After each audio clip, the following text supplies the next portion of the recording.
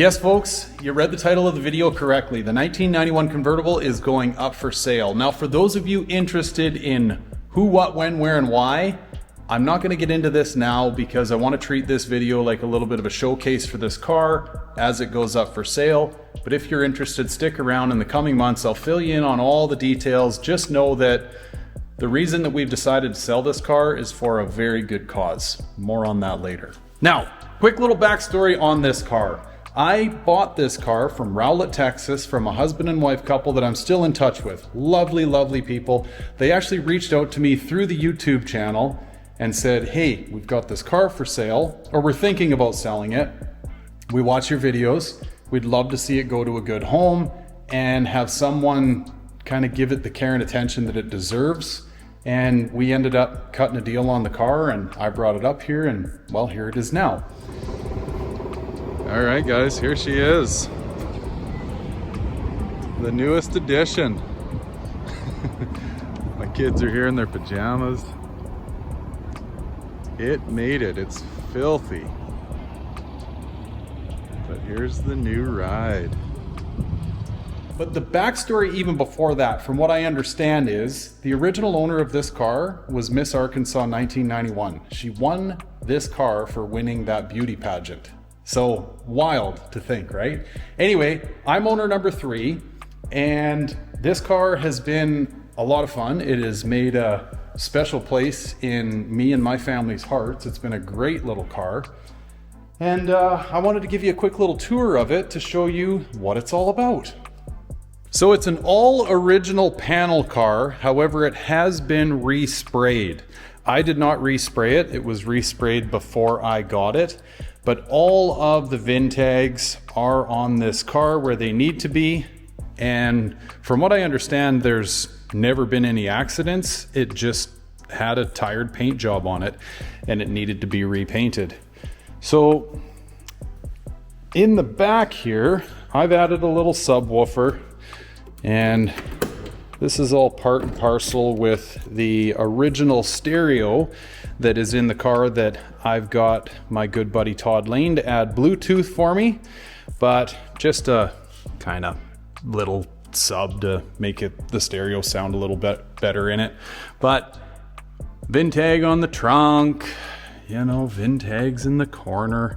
It's got all the VIN tags where it needs to be, so you can rest assured that it's a solid car. It does have some very minor imperfections. I don't even know if you can see that through there, but you know, there's a little bit of stuff here and there with it. Little paint imperfections, but all in all, like a very, very solid car. And solid paint job. I would say, you know, this is one of the old school paint jobs that everybody hopes that their car got if it happened to get painted. I've been through and, you know, tended to all the trim and stuff. I've got, well, dozens and dozens of videos on my channel that showcase all the work that's been done to this car. It really didn't need a whole lot other than just kind of a little bit of a tweezing, if you will. Its eyebrows were a little fluffy. Again, VIN tags. Right. The interior was quite tired with it being a convertible. I've got a video of restoring the carpet and all the dash and everything. Actually, the dash has not been restored, but these lower panels have. Added the cup holder console. It's got a LMR short throw shifter in it. It's an AC car, full load car, and the air conditioning works. And what else? Leather, for what it's worth, is in very, very good shape. All I did was clean these seats up. They have not been restored other than just a real good scrubbing. Top, I believe, had been replaced at one point in time, but the top is in really, really nice shape as well. Pump works. Going back to that little stereo comment I made later, so this is the original stereo, but it has had the Bluetooth upgrade to it. And I've also upgraded the speakers inside the car from the paper OEM ones. I've still got the paper OEM ones in the box if anyone that's interested in this car is interested in having any of that stuff. But really, really solid car. Again, the VIN tag on the door. All of these have been, actually these were replaced and color matched. These were restored.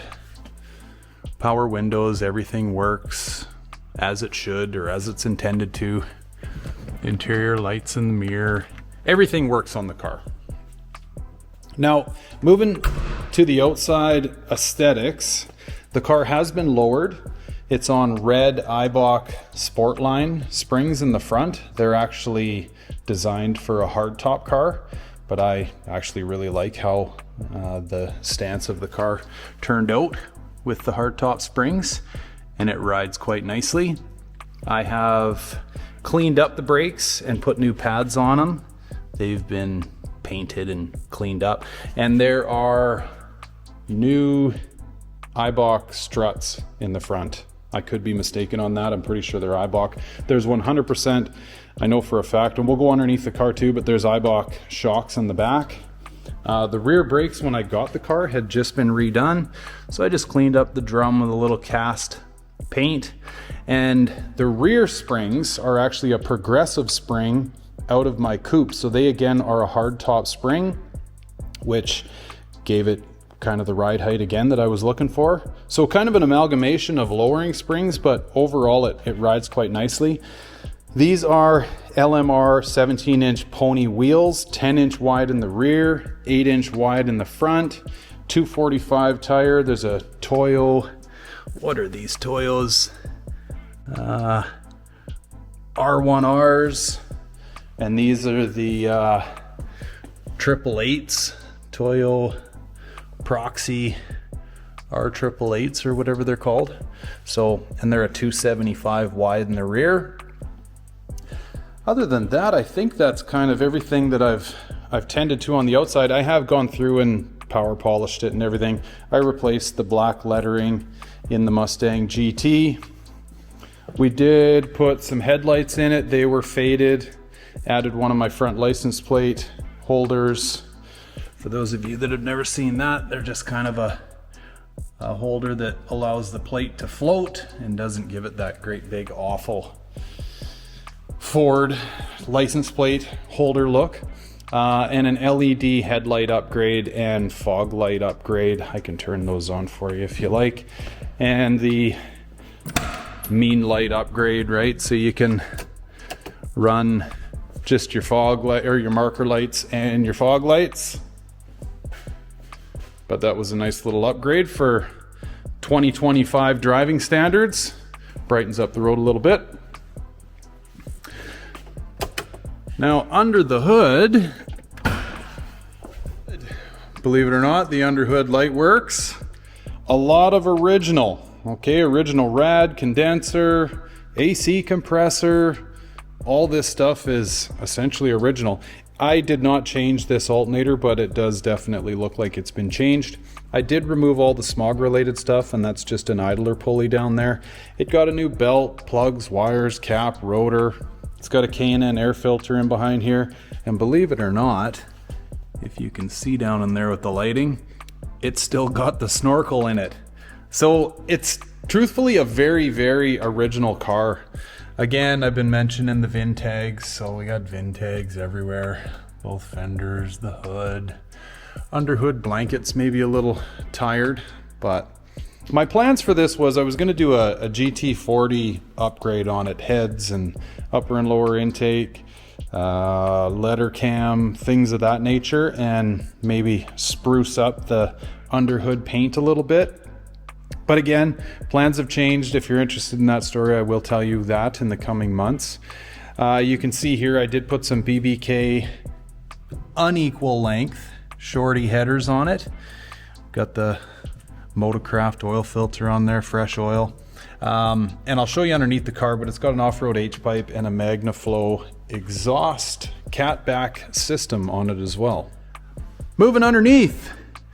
First things first here, this was not done by me, but it looks like somebody maybe drove a little bit by feel and got a little too close to the curbs. The lower ground effect's been kissed a couple of times, but I guess what old Foxbody hasn't. Rad support, super solid. Like I said, the OEM condenser and rad, looks like I've picked up some leaves maybe in my travels. Super solid car. Wheel well liners are in good shape. I did put a steering rack in it when I first got it because the old one was leaking and shot.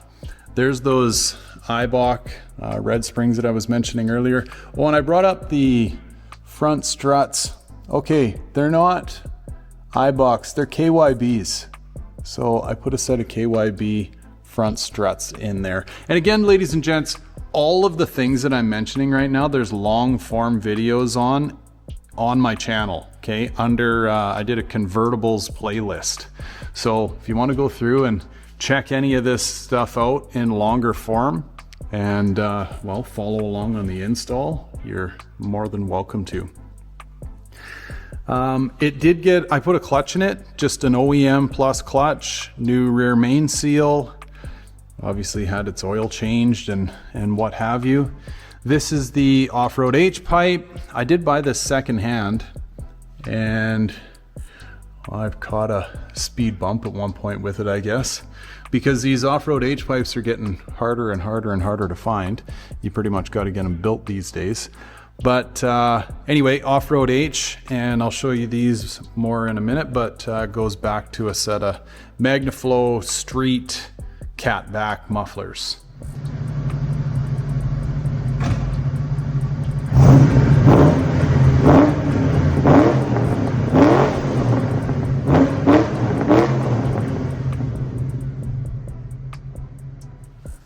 This is about the only kind of surfacey rust that you might see underneath this car, is just in these convertible stiffening sections. But I mean, you're pretty hard pressed to find a convertible that doesn't have that going on with it. Solid floor pans, doesn't have subframe connectors on it. Here's those MagnaFlows I was talking about. These are a really, really nice sounding muffler, especially if you're not into like crazy loud. And the kit fits pretty good as far as bolt-on stuff's considered, but again, I did a whole video on that. Here's the Eibach progressive springs, the Eibach, if you can see that, Eibach rear shocks, put a fuel filter in it. And then one more hard part. I did put a set of gears in this, a set of 355s. So make it a little more enjoyable to drive. But that's kind of the tour around the underside of this car. Like I say, other than a little bit of surfacey stuff that, you know, you're gonna find on any car of this age, it's a very, very clean underside. There you have it, the 1991 convertible in all her glory. Now, one thing I did leave out is this car has 95,000 miles on the odometer. Okay, so not a whole lot. It's actually quite young for a 1991 convertible. And I guess you could safely say that pretty much all of those miles have been lady driven. Miss Arkansas, and then the gal that I got it from, because she owned it before she met her husband, and then I bought it from them as a couple. So that's kind of neat to say. And then a couple thousand from me. But this has been a really, really nice car, and I know anyone that gets it is going to enjoy the ever-loving heck out of it, because it just takes you straight back to 1991, right? It's great. So I will put a link down in the description below to the ad. This car currently sits in Canada, so if you're in Canada, great. If you're in the United States and you're interested in this car, just know I'm not very far from the border. I've got a trailer. I can get the car down to the border and truck it wherever it needs to go. And then finally, I'd like to say that I'd really want to see this car go to a good home. I had it asked of me when I bought the car. They wanted to know that it was going to a good home. I would like to ask the same. So for anyone out there that's looking to buy this car to cut it up or beat the heck out of it and wrap it around a pole. That would crush me to know that ever happened to it. I'd love to see this car go to a really, really good home. This car's found a special place in our hearts.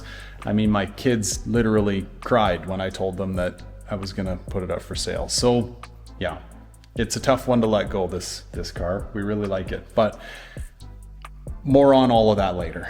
Anyway, thanks so much for watching, ladies and gents. Hit me up in the comments, ask questions, whatever, or go to my website, castlecustoms.com, send me an email if you're interested, and I can answer any questions there as well. So as always, guys, thanks so much for watching, and we'll catch you on the next one. Take care. Bye for now.